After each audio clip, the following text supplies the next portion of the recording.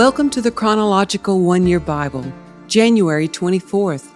Today's reading is Job chapter 19, verse 1 through chapter 21, verse 34.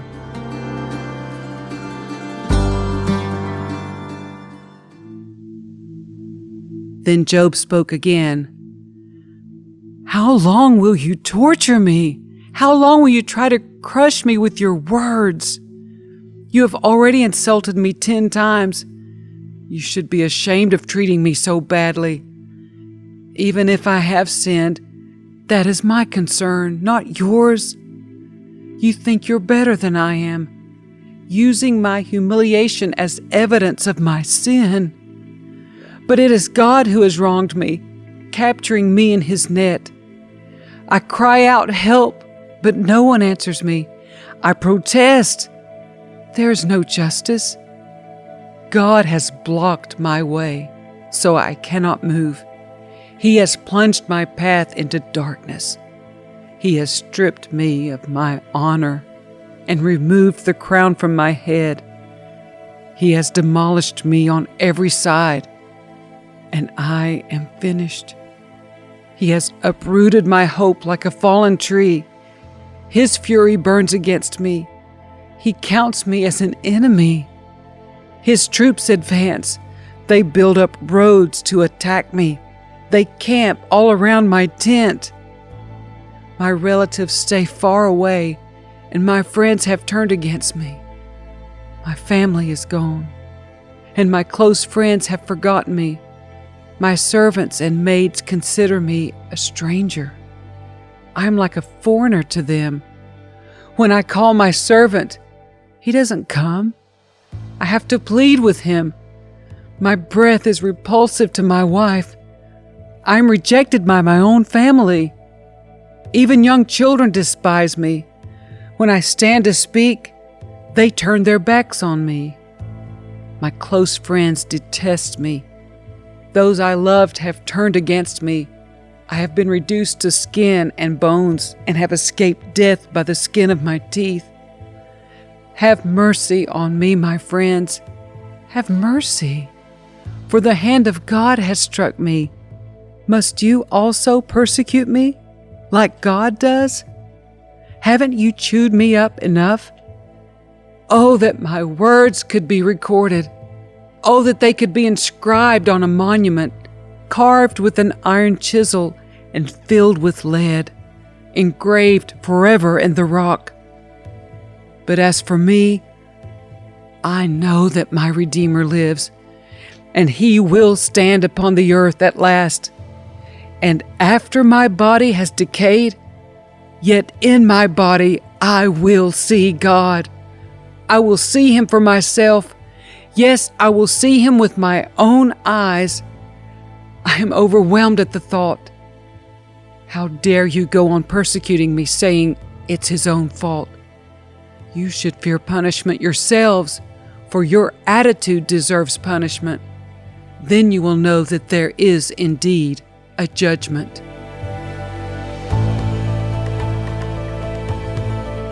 Then Zophar the Naamathite replied, I must reply, because I am greatly disturbed. I've had to endure your insults, but now my spirit prompts me to reply. Don't you realize that from the beginning of time, ever since people were first placed on the earth, the triumph of the wicked has been short-lived, and the joy of the godless has been only temporary? Though the pride of the godless reaches to the heavens, and their heads touch the clouds, yet they will vanish forever, thrown away like their own dung. Those who knew them well will ask, where are they? They will fade like a dream and not be found. They will vanish like a vision in the night. Those who once saw them will see them no more. Their families will never see them again. Their children will beg from the poor, for they must give back their stolen riches. Though they are young, their bones will lie in the dust. They enjoyed the sweet taste of wickedness, letting it melt under their tongue. They savored it, holding it long in their mouths. But suddenly the food in their bellies turns sour, a poisonous venom in their stomach. They will vomit the wealth they swallowed. God won't let them keep it down. They will suck the poison of cobras. The viper will kill them. They will never again enjoy streams of olive oil or rivers of milk and honey. They will give back everything they worked for. Their wealth will bring them no joy, for they oppressed the poor and left them destitute. They foreclosed on their homes. They were always greedy and never satisfied. Nothing remains of all the things they dreamt about. Nothing is left after they finish gorging themselves. Therefore their prosperity will not endure. In the midst of plenty, they will run into trouble and be overcome by misery. May God give them a belly full of trouble. May God rain down His anger upon them. When they try to escape, an iron weapon, a bronze-tipped arrow will pierce them. The arrow is pulled from their back, and the arrowhead glistens with blood. The terrors of death are upon them. Their treasures will be thrown into deepest darkness. A wildfire will devour their goods, consuming all they have left. The heavens will reveal their guilt, and the earth will testify against them. A flood will sweep away their house. God's anger will descend on them in torrents. This is the reward that God gives the wicked.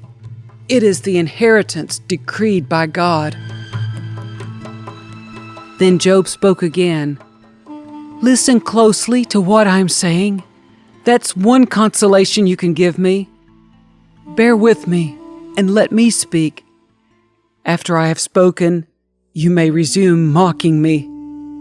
My complaint is with God, not with people. I have good reason to be so impatient. Look at me and be stunned. Put your hand over your mouth in shock. When I think about what I am saying, I shudder. My body trembles. Why do the wicked prosper, growing old and powerful? They live to see their children grow up and settle down, and they enjoy their grandchildren. Their homes are safe from every fear, and God does not punish them. Their bulls never fail to breed. Their cows bear calves and never miscarry. They let their children frisk about like lambs. Their little ones skip and dance. They sing with tambourine and harp. They celebrate to the sound of the flute.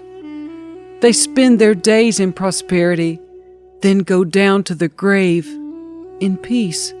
And yet they say to God, "Go away! We want no part of you and your ways. Who is the Almighty, and why should we obey Him? What good will it do us to pray?" They think their prosperity is of their own doing, but I will have nothing to do with that kind of thinking. Yet the light of the wicked never seems to be extinguished. Do they ever have trouble? Does God distribute sorrows to them in anger? Are they driven before the wind like straw? Are they carried away by the storm like chaff? Not at all. Well, you say, at least God will punish their children. But I say He should punish the ones who sin so that they understand His judgment. Let them see their destruction with their own eyes. Let them drink deeply of the anger of the Almighty, for they will not care what happens to their family after they are dead. But who can teach a lesson to God, since He judges even the most powerful? One person dies in prosperity, completely comfortable and secure, the picture of good health, vigorous and fit. Another person dies in bitter poverty, never having tasted the good life. But both are buried in the same dust, both eaten by the same maggots. Look, I know what you're thinking. I know the schemes you plot against me. You will tell me of rich and wicked people whose houses have vanished because of their sins. But ask those who have been around, and they will tell you the truth. Evil people are spared in times of calamity and are allowed to escape disaster. No one criticizes them openly or pays them back for what they have done. When they are carried to the grave, an honor guard keeps watch at their tomb. A great funeral procession goes to the cemetery. Many pay their respects as the body is laid to rest, and the earth gives sweet repose. How can your empty cliches comfort me? All your explanations are lies.